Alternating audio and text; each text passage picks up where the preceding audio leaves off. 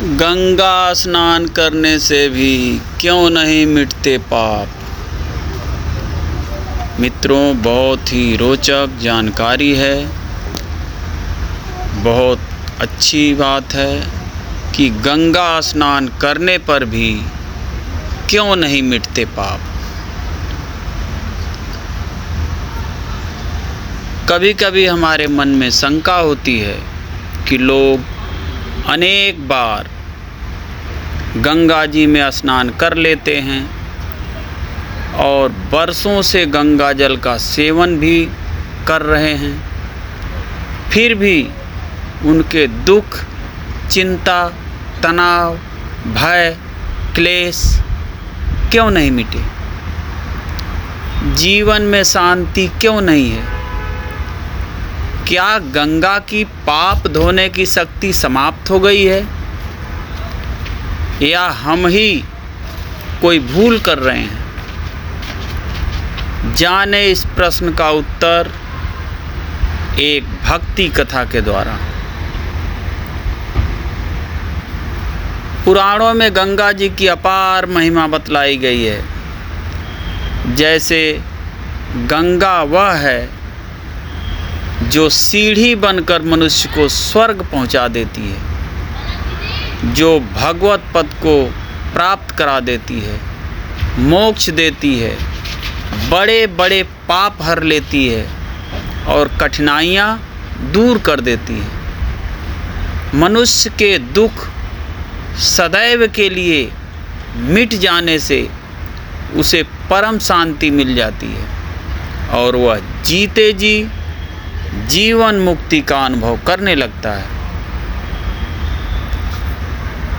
गंग सकल मुद मंगल मूला, सब सुख करनी हरनि सब सूला। तुलसीदास जी ने लिखा है कि गंगा स्नान करने पर भी क्यों नहीं मिटते पाप। कभी कभी हमारे मन में आशंका होती है कि हमने अनेक बार गंगा जी में स्नान कर लिया और बरसों से गंगा जल का सेवन भी कर रहे हैं, फिर भी हमारे दुख, चिंता, तनाव, भय, क्लेश और मन के संताप क्यों नहीं मिटे। हमारे जीवन में शांति क्यों नहीं है। इसका बहुत सीधा सा उत्तर है मनुष्य का भगवान और उनके वचनों पर विश्वास ना करना। शास्त्रों और पुराणों में जो कुछ लिखा है वह भगवान के ही वचन हैं। यदि हम तर्क ना करके पुराणों की वाणी पर अक्षरशः विश्वास करेंगे तो उसका फल भी हमें अवश्य मिलेगा। ध्यान रहे, देवता, वेद, गुरु, मंत्र, तीर्थ, औषधि और संत ये सब श्रद्धा विश्वास से ही फल देते हैं, तर्क से नहीं। इस बात को एक सुंदर कथा के द्वारा अच्छे से समझा जा सकता है। एक बार भगवान शंकर व पार्वती जी घूमते घूमते हरिद्वार पहुँचे।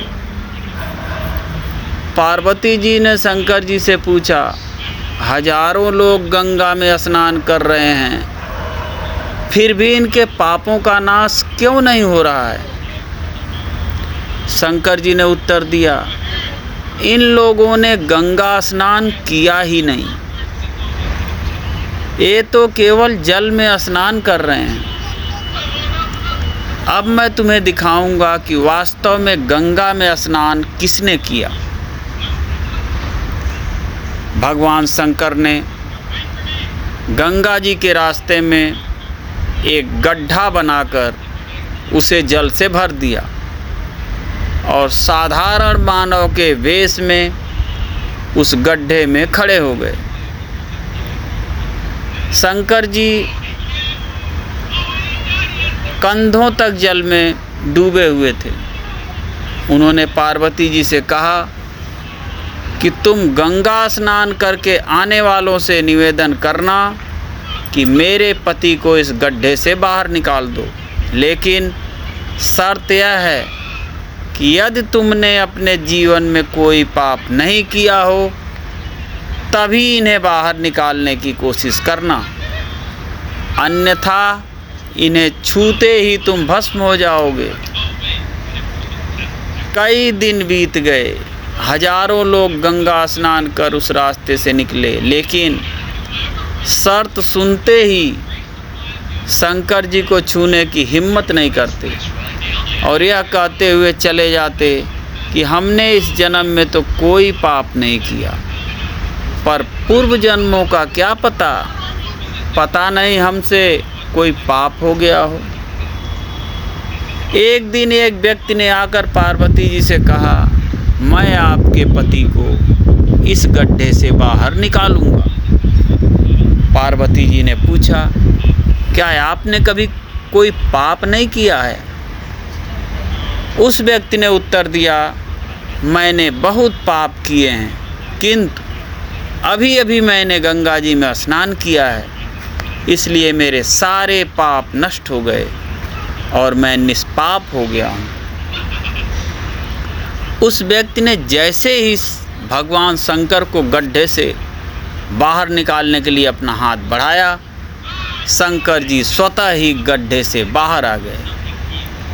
भगवान शंकर ने पार्वती जी से कहा, इसने वास्तव में गंगा स्नान किया है, क्योंकि इसको विश्वास है कि गंगा जी में स्नान करने से सारे पाप नाश हो जाता है। ऐसे प्राप्त करें गंगा स्नान का पूर्ण फल। गंगा जी की कृपा प्राप्ति के लिए उनमें अखंड विश्वास होना चाहिए, इसलिए उनसे सांसारिक वस्तुएं ना मांगकर सदैव यही मांगना चाहिए कि आप अपनी कृपा से मुझे अपना अखंड विश्वास दीजिए। गंगा में डुबकी लगाते समय यही भावना रखनी चाहिए कि हम साक्षात नारायण के चरण कमलों से निकले अमृत रूप ब्रह्म द्रव से डुबकी लगा रहे हैं। मैंने जन्म जन्मांतर में जो थोड़े या बहुत पाप किए हैं वे गंगा जी के स्नान से निश्चित रूप से नष्ट हो जाएंगे। त्रिपथगामिनी गंगा मेरे पापों का हरण करने की कृपा करें। और शास्त्रों में कहा गया है कि देवता बनकर ही देवता की पूजा करनी चाहिए। शास्त्रों में तो यहाँ तक लिखा है कि गंगा स्नान के लिए जाते समय झूठ बोलना, लड़ाई झगड़ा, निंदा चुगली, क्रोध, लोभ, लालच आदि आसुरी वृत्तियों का त्याग कर देना चाहिए और दान, दया, करुणा, सत्य, परोपकार आदि दैवीय गुणों का जीवन में पालन करना चाहिए, तभी गंगा स्नान सफल होता है। और बहुत से लोग गंगा स्नान करने तो जाते हैं, किंतु शास्त्रों में बताई गई विधि के अनुसार गंगा स्नान नहीं करते हैं। तीर्थ स्थान में ताश खेलना, सिगरेट पीना आदि कार्य करते हैं। इससे भी उन्हें गंगा स्नान का पूर्ण फल नहीं मिलता है। लोगों के पापों को धोती रहने वाली गंगा जी को अब ऐसी पुण्य आत्माओं की प्रतीक्षा है जो गंगा में अपने पाप धोने नहीं वरन पुण्य समर्पित करने आए हैं। ये थी गंगा मैया की कथा। अच्छी लगे तो हमारे चैनल को लाइक और सब्सक्राइब करना ना भूलें। फिर मिलते हैं अगली रोचक जानकारी, कहानी, कविता एवं भजनों के साथ। तब तक के लिए जय सिया राम।